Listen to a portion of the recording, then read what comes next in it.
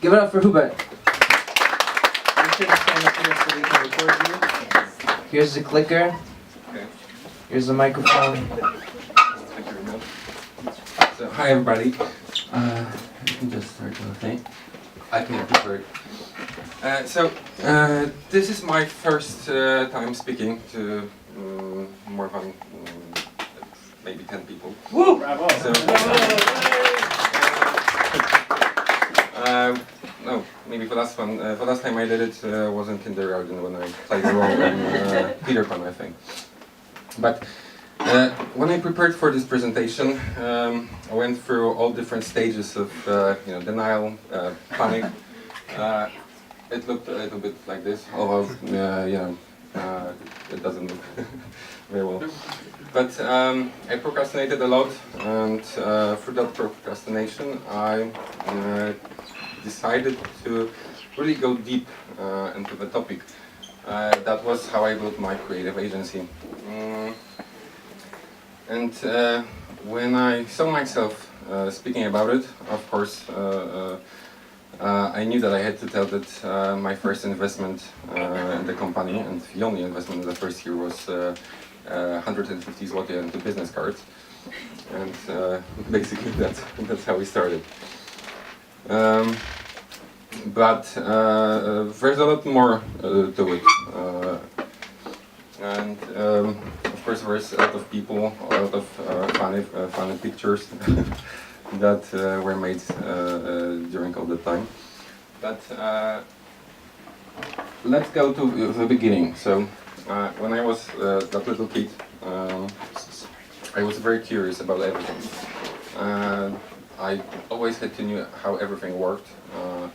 I remember that once my mother left me with her car at the mechanics because her window broke, and I just needed to stay with the car to see how it was possible that the knob was taking the window up and down. By the age of 13 or 14, I was a complete geek. I was spending all my time on the internet, reading, going through stuff. I started to code. I started using Photoshop, and started doing my first websites. Afterwards, when I went to high school, I switched to Macromedia Flash. It was an Adobe yet. And I won my first award in a Motorola diversity contest for it. Straight after high school, I went straight to work, and by the time I was 21, I was running my own restaurant and club on Karmelicka Street. We opened in 2007 and got nominated for the best new place in Krakow, and also the opening event was nominated to be one of the biggest music events in Poland by DJ Max, so it was a pretty big thing.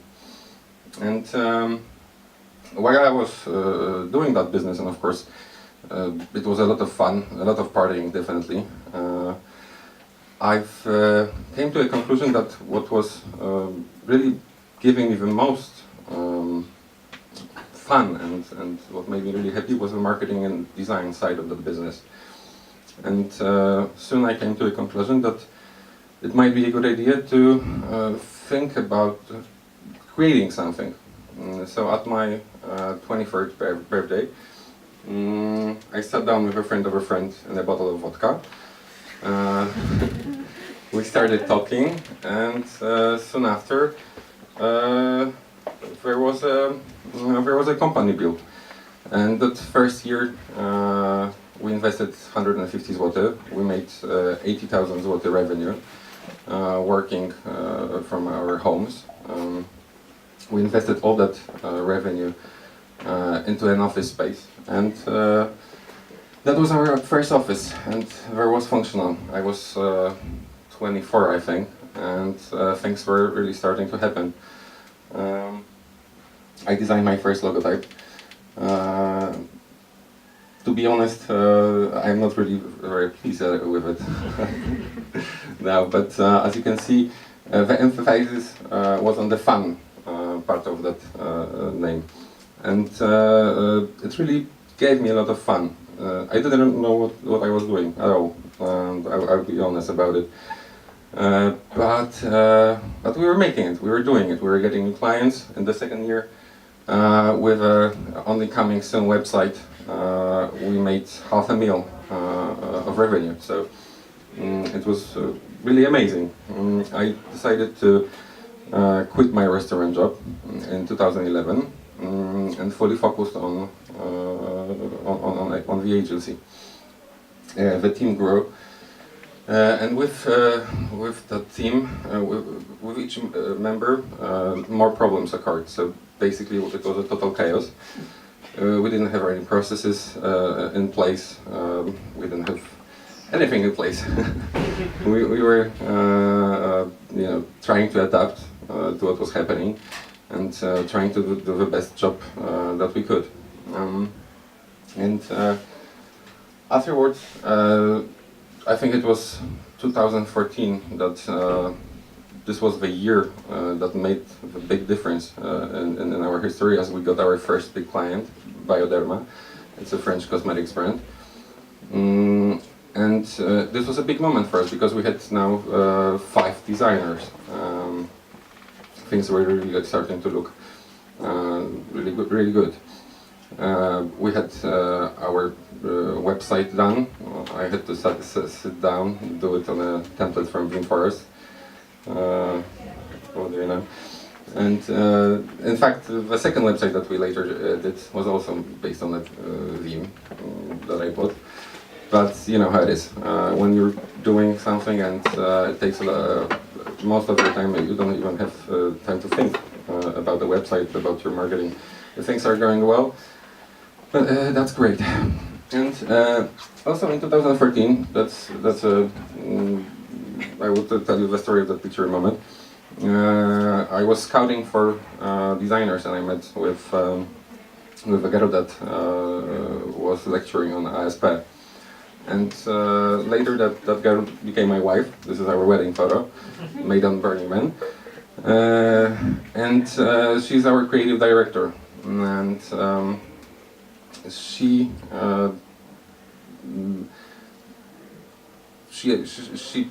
showed us a whole different way of thinking about design. So we're no longer doing things that were, just looking nice. We were really going deep into what we were doing. So we started implementing design thinking methodology. We needed to understand what we were doing first and why we were doing it. Could you take a step to the left, because I can't see the screen. Yeah, sure. Oh, okay. Because there's a very big difference between doing things so they just look nice and doing things so that they really work well. And our name got a completely new meaning because we're not doing, we're doing functional design. And soon after, we changed the logotype. We did a rebranding. We got even bigger clients. And I think that it was at that time that I decided that I'm going to build a LinkedIn superstar profile. This was my mission. I didn't know what I was doing it for, but I thought, why not? Let's do it. I was always open to new platforms and always eager to do things like that. And I didn't even know at the time that how fruitful it will later become. Because at the end of 2015, I did my first yearly summary presentation for the whole team. And in that presentation, one of the slides said that in 2016 we're going to expand internationally. And a month into 2016, I got a message on LinkedIn from a VP of one of the biggest global agencies from Chicago. Soon after, their managing director came to Krakow. He met with 4 agencies, and basically they chose to work with us. By the end of that year, we were working on a project for one of the biggest real estate agencies, real estate companies in the US. We are hiring like crazy. I think that in the course of 3 weeks, sometime in November, we got 9 new people. It was crazy. We're absolutely not ready to scale the business that quickly. We had no processes. The whole manager perspective completely changed. I was no longer able to be in every project. I was no longer able to keep track of everything. And without those processes set, it was a complete chaos, I'll be honest. But still, we were making it. We were doing it, but I was, kind of busy handling all the fires that occurred and finishing our new office, because you need to have an amazing office space. Without it, there is no business.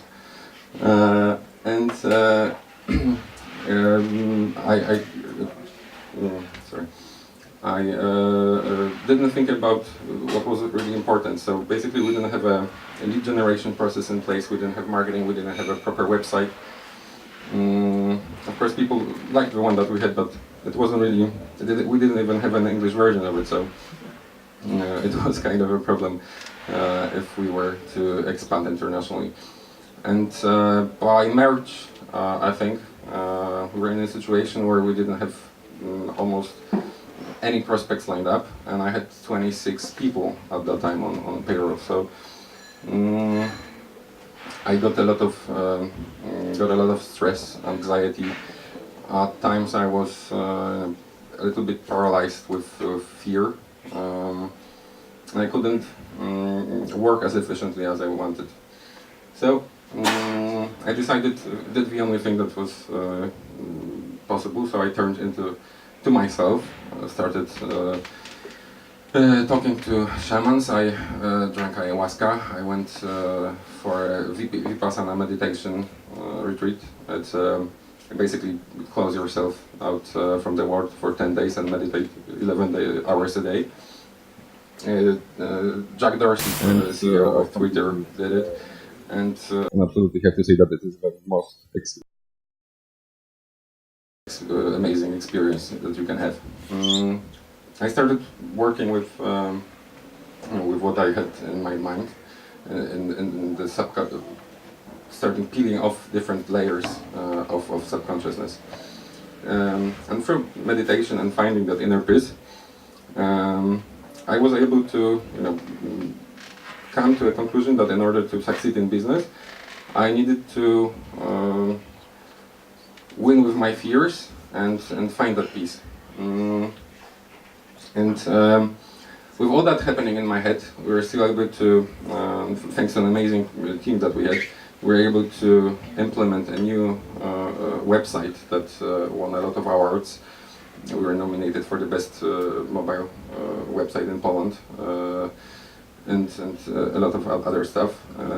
In the first 3 months that the website was online, we had 40,000 unique users from all around, mostly United States, of course, but China and Japan.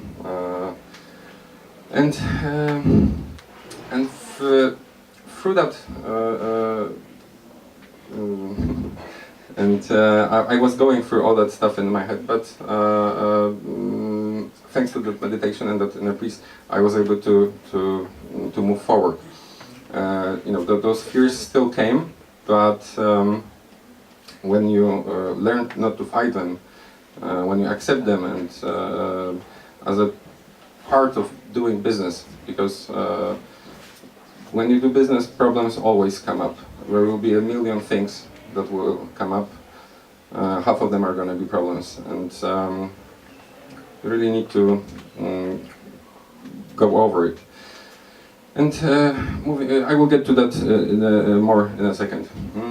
So at the beginning of this year, we got a new managing director. I was never a very good manager, absolutely not. I'm more of a visionary with great ideas, but I was never a good manager. So we got a guy from a big tech company, and he's been with us for 5 months.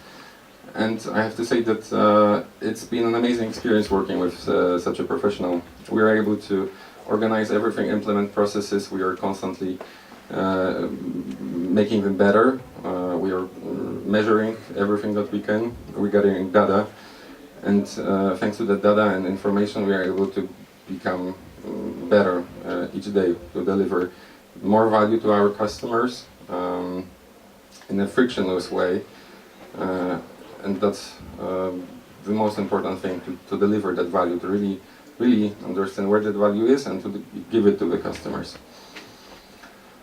And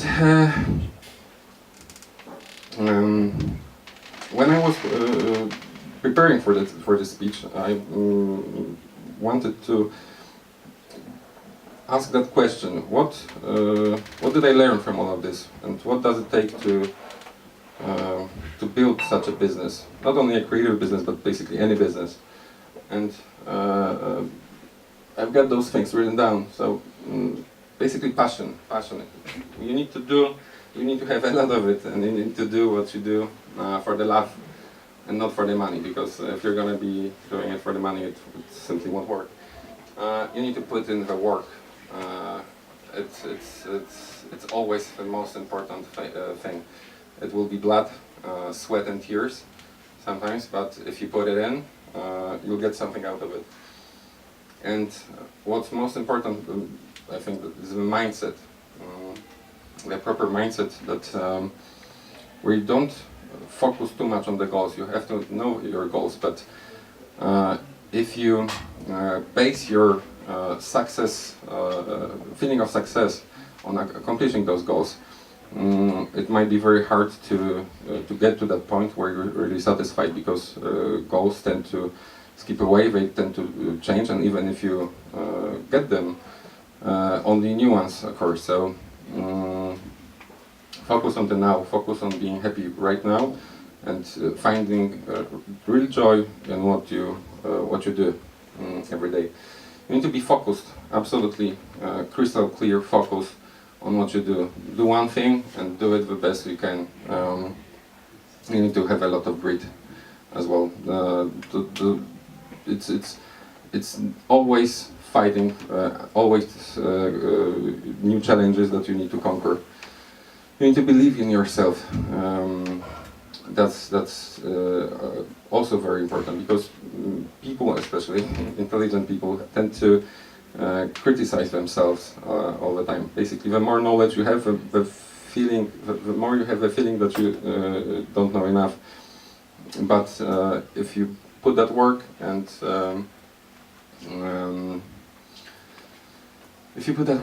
you're really gonna get it. Use your time wisely. Think about who you talk to, how you spend your time, what do you read, what do you watch. It's the single most important thing in your life, managing your time.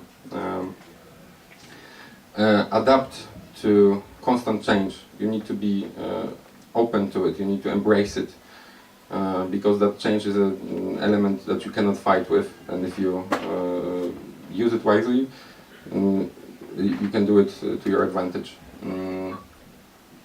Take the right people, cherish them, believe them, and let them do their best job, because the better people you get, the better you treat them, the better effects you're gonna get.